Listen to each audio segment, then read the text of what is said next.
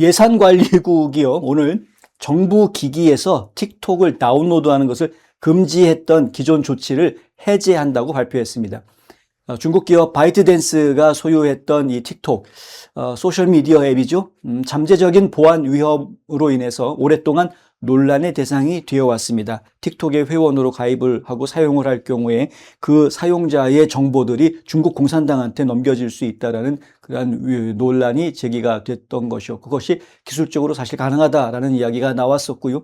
회사 측에서는 아니다, 그렇지 않다, 독립적으로 서버를 미국에다가 두고 운영을 하고 있기 때문에 그런 문제가 발생하지 않을 것이다 라고 여러 차례 강조했습니다만, 알고 봤더니 실제로 미국 사용자들의 데이터를 보관하고 있는 서버가 중국에도 있다는 것이 확인이 되면서 이 틱톡을 그대로 둘 수 없다라는 여론이 더 커질 수밖에 없는 그런 상태가 됐었습니다. 결국에 트럼프 대통령이 이 앱을 완전 금지시켜버리려고 했었죠. 미국에서는 추방시켜버리려고 했었습니다. 그러나 트럼프 대통령이 또 부정선거에 휘말리면서 백악관을 떠나는 상황이 벌어졌고, 그 사이에 틱톡은 계속해서 미국에서 영업을 하고 있었습니다. 결국 작년에 트럼프 대통령의 압박에 못 견뎌서 바이트댄스가 틱톡의 미국 사업권을 매각하게 됩니다.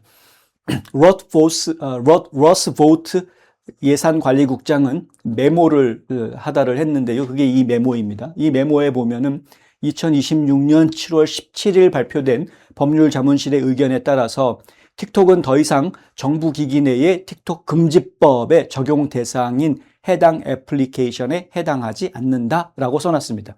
그러니까 금지가 아니다라는 거죠. 자, 이렇게 썼습니다. 2026년 7월 17일 법률고문실이 발표한 의견에 따라 틱톡은 더 이상 정부 기기에서 틱톡 금지법의 적용을 받지 않는 대상 애플리케이션, 적용을 받는 대상 애플리케이션이 아니다. 이에 따라 예산관리국 메모랜덤 M2313 틱톡 금지 정부 기기에서의 시행 지침을 철회한다라고 여기다가 분명하게 밝히고 있고요.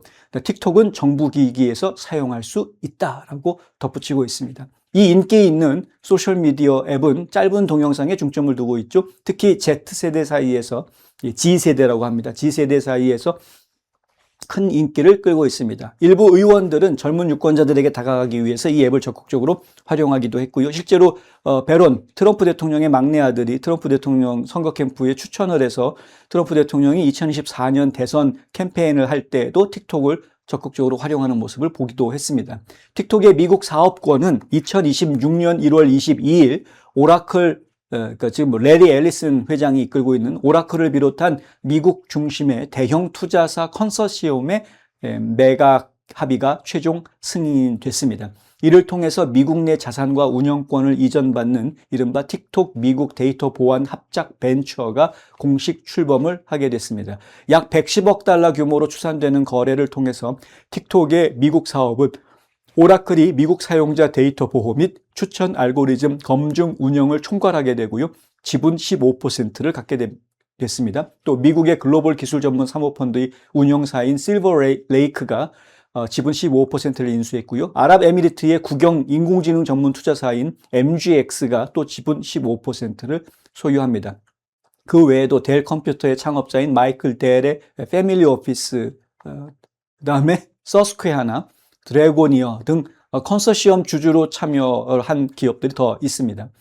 기존 중국 모기업인 바이트댄스는 지분을 19.9%로 줄였습니다. 그래서 20% 미만이면 소수 지분으로 처리가 되기 때문에 그렇게 지금 유지가 되게 됐고요. 이로써 틱톡의 미국 사업은 미국 자본이 80% 이상의 지분을 통제하는 구조로 바뀌게 됐고, 추천 알고리즘과 사용자 데이터 또한 미국 법인의 관리하에 두게 돼서 수년간 이어져 왔던 국가안보 논란과 서비스 전면 퇴출 위기를 벗어나게 됐습니다. 결국은 이제 안보 문제가 어느 정도 해결이 됐다, 법률적으로도 문제가 없다라고 최종 판결이 나오면서 연방정부 요원들이나 연방정부 기계에도 틱톡 애플리케이션을 설치할 수 있게끔 이제 허용이 되는 모습을 저희가 보고 있는 겁니다.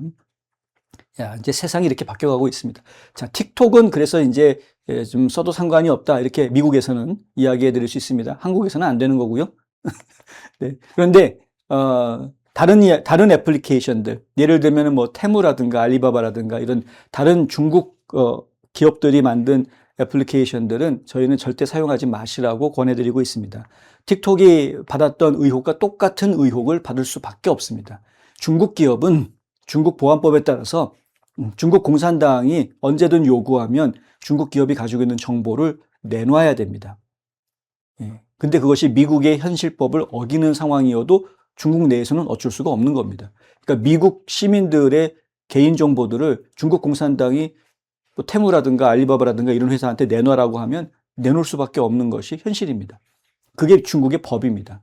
그렇기 때문에 중국 기업들이 만든 애플리케이션은 뭐 되도록이면이 아니라 그냥 아예 사용 안 하시는 것이 정답이다. 이렇게 말씀드릴 수 있겠습니다.